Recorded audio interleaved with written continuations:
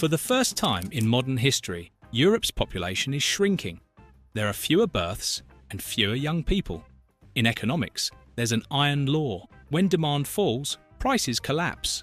So why is the exact opposite happening? Why, over the past 20 years, have home prices risen by an average of 70%, with spikes of 300% in some capitals? And why does rent swallow, at best, 60% of a graduate's salary? The reality is that we're facing two truths no one explains to you. First, the crisis isn't for everyone. While entire generations are being pushed out of cities, others are piling up unprecedented wealth. Second, what you're seeing isn't a glitch.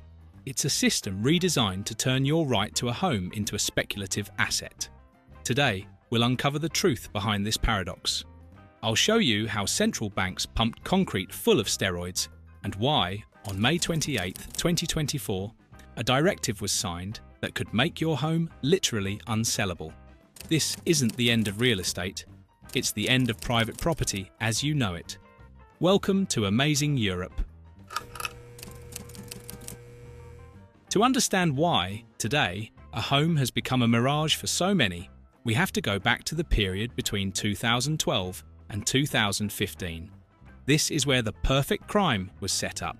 The ECB is ready to do whatever it takes to preserve the euro. In those years, to save the euro, the European Central Bank began a historic descent that drove interest rates, in March 2016, literally to zero. What does that mean in practice? It means the cost of money was wiped out. Banks found themselves flooded with liquidity that they had to lend. Suddenly, taking out a mortgage cost 1% or less. And that's where the mathematical trap snaps shut. If a mortgage is cheap, the bank can lend you far more money for the same monthly payment. But here's the catch. If everyone has access to more credit while the number of homes for sale stays the same, only one thing happens. Prices explode. Sellers know your pockets are full of borrowed money and they raise the bar. This phenomenon was confirmed by a technical document almost no one has read. ECB Working Paper number 2789. In those pages, Frankfurt's economists admit a terrifying truth. When rates are near zero, house prices don't behave normally. Their sensitivity blows up, reacting exponentially, up to 3 to 8 times more strongly than any standard economic logic would predict. You read that right. While your salary stayed almost flat, growing maybe 1% a year, central bank math was inflating home prices by 30, 40, 50%. You weren't fighting the market. You were fighting a doped-up algorithm. But that's not all. Zero rates short-circuited the safety system of the major insurance giants, governed by Solvency II. These behemoths managed the savings of half of Europe, and, by law, they used to buy safe government bonds. But with rates at zero, safe bonds yielded nothing. Insurers risked being unable to pay future pensions. Forced by a desperate hunt for yield, what did they do? They looked at our cities. They realised that the rent from a residential building was the only new bond left. So, massive flows of institutional money, like Blackstone's or German insurers' capital, poured into property to replace government bonds that no longer paid. They turned apartment blocks into financial assets. It's in this decade, between 2012 and 2022, that the social contract broke. The system shifted from rewarding those who work to rewarding those who own. Anyone who already had a home saw their wealth explode without lifting a finger. Anyone living on a salary was left locked outside the gate. That was the binge of free money. But in 2022, the party ended. Rates went up and Europe split in two.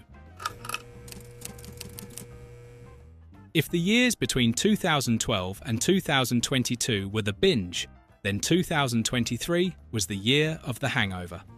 But be careful, this hangover didn't hit everyone the same way. It slammed with unprecedented force the economies most exposed to private debt.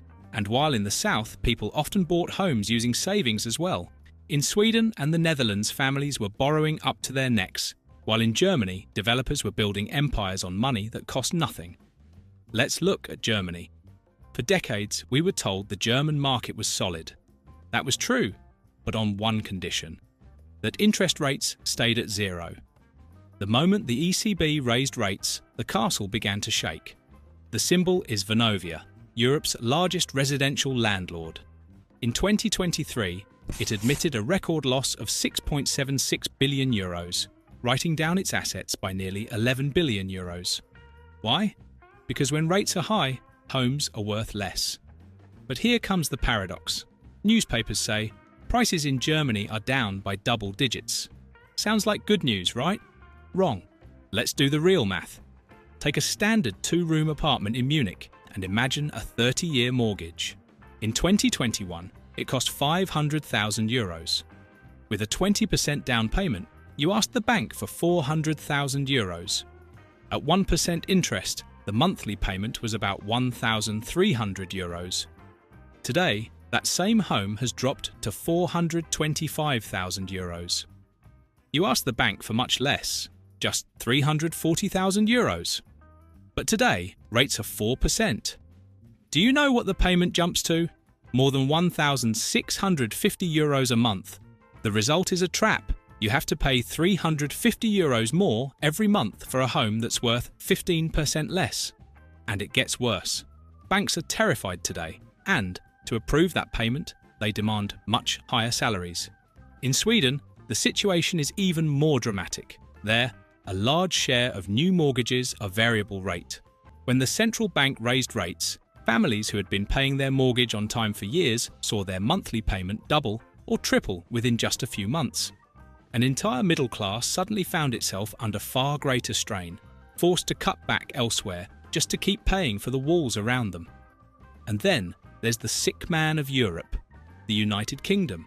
Here, there's a ticking time bomb.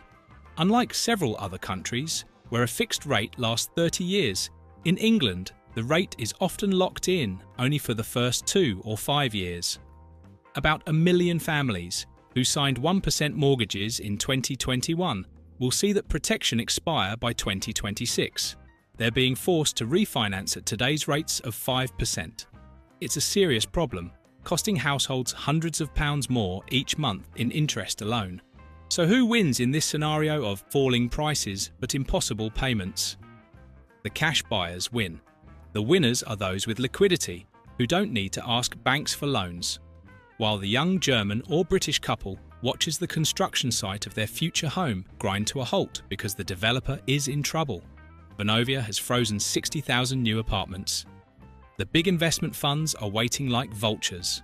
They're waiting for small landlords and developers to default, so they can buy half-finished projects at half price without taking out mortgages. It's the biggest transfer of property from the middle class to big capital in recent Northern European history. But if we look to the south, the story changes radically. There, prices don't collapse. There, we're under siege. In the south, something is happening that seems, at first glance, impossible to explain. In Lisbon, in Madrid, in Milan, or in the new concrete jungles of Belgrade and Tirana, prices aren't collapsing at all. In fact, in many cases, they keep rising. How is that possible? Doesn't the math of high interest rates apply to them too? It does, but only if you need a loan. And here lies the trick that splits Europe in two. The South and the East often don't buy on credit. They buy in cash. Take Portugal and Spain. What's happening here is a full-scale siege. Lisbon has become Europe's California. Despite high rates, prices rise because the buyers aren't Portuguese. They're Americans with a strong dollar, the French, Scandinavians, and digital nomads. The human fallout is devastating. While a normal salary in Lisbon struggles to reach 1,200 euros, the average rent has now smashed through the 1,400 euros barrier. This isn't a rounding error, it's full-blown gentrification. The local nurse or teacher is literally pushed out of the city, forced to live an hour away by train, because their neighbourhood has become a theme park for people earning foreign salaries. And here we come to the #1 enemy of the TV news, Airbnb. Many people will tell you that short-term rentals are entirely to blame for this disaster. But the truth is more complex, and it hides behind a statistical trick. If we look at the data for the whole continent, Airbnb listings account for barely 2% of the total housing stock. Statistically, it's impossible for 2% of homes to cause a 70% rise in prices at the national level. To be clear, it's not irrelevant. Airbnb showed small landlords that a tourist pays 3 times as much as a family and comes with fewer legal protections. That has certainly helped hollow out city centres, but it isn't the real cause of the crisis. The truth is that Airbnb has become politics' perfect scapegoat, because banning a platform is a zero-cost move that hands you an easy enemy to hate. It's far more convenient than admitting reality. For 20 years you didn't build homes, you froze wages, and you allowed a system where it's easier for a wealthy foreign investor to buy a home than it is for a local citizen. But if we move to Italy, the dynamic shifts again. Here, it's not just an external siege, it's the family fortress. There's a figure from the revenue agency that explains everything. In 2023, almost 60% of homes sold in Italy were paid for without a mortgage. While families in London tremble over their monthly payment, in Milan or Rome, people sign cashier's checks using savings accumulated over 2 or 3 generations. Italy isn't a fluid market like the Dutch one. It's a gigantic safe being emptied to convert cash into bricks and mortar. That's why prices hold up, because Italians are savers buying with the money of the past, not with the debts of the future. And then there's the new frontier, the Balkan Far West. Look at what's happening in Belgrade or Tirana. While the German market is frozen, Belgrade is building luxury skyscrapers like the Belgrade waterfront, with price per square metre figures that rival the outskirts of Rome. Who buys them? Certainly not the Serbian office worker, who would need 30 years of their entire salary. They're bought by the diaspora, emigrants sending money home from Switzerland or Germany. And, let's not pretend otherwise, they're bought by people who need to wash cash. In these frontier markets, property is still the perfect laundering machine for grey capital. In Serbia, according to local estimates, up to 70% of real estate transactions happen in cash, bypassing the mortgage system entirely. But be careful, because this coin has a dark reverse side. This rain of money creates a brutal divergence. Southern and Eastern Europe now move at 2 speeds that never truly meet. On one side are the coasts and the capitals, globalized cities where prices are calibrated to New York or Berlin wallets, not to local wages, and where residents are unwanted guests. On the other side are the interior regions. Move 50 kilometers away from the coast or from a major city centre. Go into Italy's Apennines or rural Serbia. There you'll find millions of empty homes worth very little. This isn't a healthy boom, it's extreme polarization. On one side, inaccessible VIP zones. On the other, real estate deserts. In Germany, the market is paralysed by debt. In the south, it's juiced by capital that, all too often, has nothing to do with the local real economy. And that brings us to the heart of the social problem. If prices are set by the global rich, but wages remain local, the only way to get a home is to inherit one. Look at the map of home ownership in Europe. There's an anomaly that defies common sense.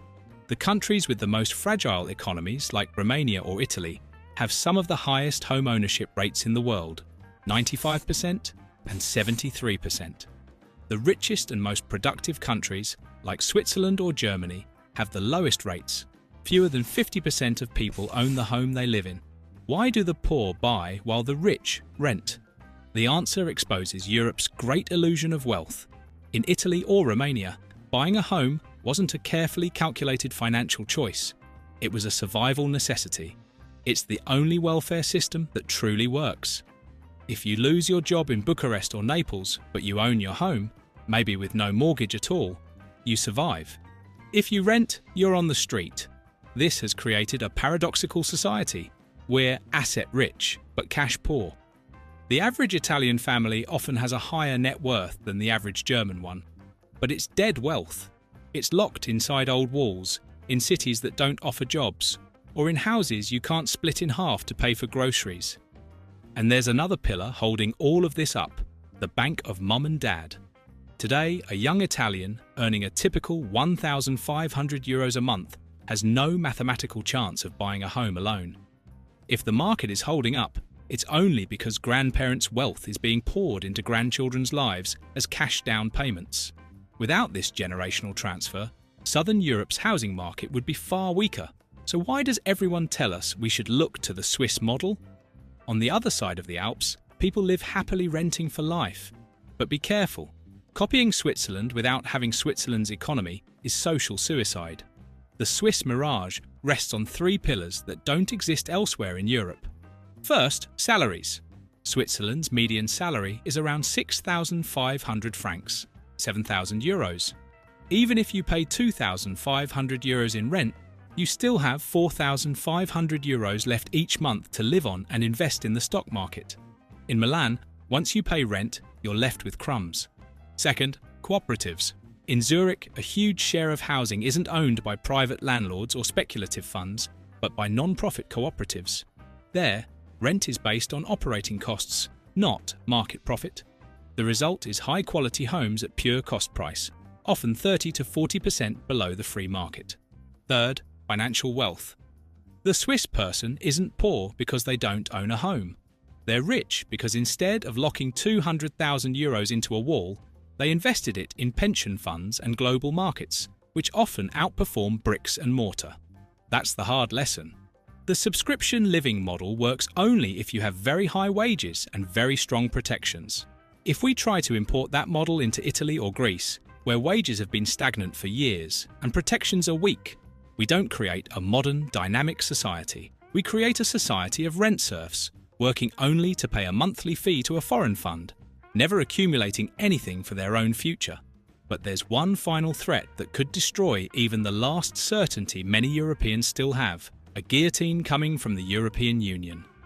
But before we reveal it, if you found this video informative, we'd kindly ask you to support our project by leaving a like, subscribing to the channel, and clicking the bell so you don't miss our new videos. Thank you very much! We've looked at interest rates, debt, and foreign capital. But all of that is nothing compared to the structural shift that's coming. There's a date that marked the start of a new era, May 28, 2024, when the European EPBD directive, known as Green Homes, came into force. Don't be fooled by the eco-friendly name. This isn't an environmental law, it's a financial reset. Europe has set a clear course. By 2030 and 2035, the continent's housing stock will have to consume dramatically less energy. That instantly created two categories of property: future-proof homes and obsolete ones. Do you know what it costs to bring an inefficient home up to standard? We're looking at a bill equal to 20 to 30% of the property's entire value. For a typical family in Rome, Berlin, or Madrid, that means finding 40,000 euros overnight. And don't be misled by the political debate. Some politicians say there will be incentives, or that the rules will be flexible. But the real questions are, will those incentives be enough for everyone? And above all, who will have the time and strength to manage complex renovations? And here's where the value trap snaps shut. Banks probably won't stop issuing mortgages to buy low-efficiency homes, but they've changed the rules. Today, financing a house like that is considered a risk. Many lenders offer better rates for efficient homes and are starting to discount energy-hungry ones. In practice, if you want to sell your grandmother's unrenovated home, the buyer will have to factor in not just the purchase price, but the unavoidable cost of the required work. The result? They'll offer you less. The value of your asset has been eroded by decree. But if you think you can escape by selling everything now, you still have to face the second date, 2035. According to projections, around 2035, Europe will begin to lose population in a significant way. That's when the divergence becomes total. In Milan, Munich, or Madrid, demand will stay high and homes will be renovated because it will be worth it. But in the provinces, in small towns, and in inland areas, 10 years from now there will be millions of old homes, expensive to renovate, and no grandchildren to leave them to. In those places, the risk isn't that a house will be worth little, it's that it will be worth zero, because supply will structurally overwhelm demand. So what's the final design? For giant funds like Blackstone, this is a golden opportunity. They have the capital to renovate entire neighbourhoods and turn them into subscription living. For many people, the future won't be owning an old, costly home. but renting in a modern, efficient complex run by a corporation. Private ownership will become a luxury for those with the liquidity to keep a property efficient. For everyone else, housing will go back to being a service. So what do the official documents actually say about our future? If we cross-check the strategic reports of institutions such as UBS, Bruegel, and the European Commission, the housing market over the next 10 years won't face a simple price drop, but a structural transformation in 3 directions. The first is a 2-speed market. We will no longer have one housing market, but 2 separate price lists that no longer speak to each other. On one side, green properties, the only ones banks will be happy to finance, and that will hold their value. On the other, inefficient properties, which will suffer what experts call a brown discount, an automatic devaluation equal to the cost of bringing them up to standard. Those who own these assets will see their wealth eroded, not by a market crash, but by relentless regulatory pressure. The second direction is the era of the multinational landlord. The documents foresee unprecedented consolidation. Small private landlords, crushed by the costs of energy compliance, will be pushed to sell. To whom? To the big institutional players. These funds will buy entire aging apartment blocks at a discount, then upgrade them with economies of scale that private owners can't match. The result is a shift to subscription living. Your landlord will no longer be a person, but an international pension fund. Finally, the most disruptive scenario, the grandchildren's burden. With the demographic decline expected around 2035, a home will stop being a guaranteed lottery ticket for new generations. In major cities like Milan, Paris or Madrid, inheritance will remain wealth. But in inland and peripheral areas, the family home risks turning into a fiscal and managerial liability. For the first time, we will see young people refusing a property inheritance to avoid taking on maintenance and renovation costs higher than the home's market value. The era of property as safe, passive income is fading. What the data points to is a new order, a market where housing becomes an active asset, complex and expensive. Whoever understands this transformation today protects their capital. Whoever waits until 2030 risks ending up with a bunch of keys that no longer open any door to the future. To get a fuller picture, we recommend watching this video carefully, where you'll discover 10 European countries where buying a home is already very difficult. That's it for this video. See you next time.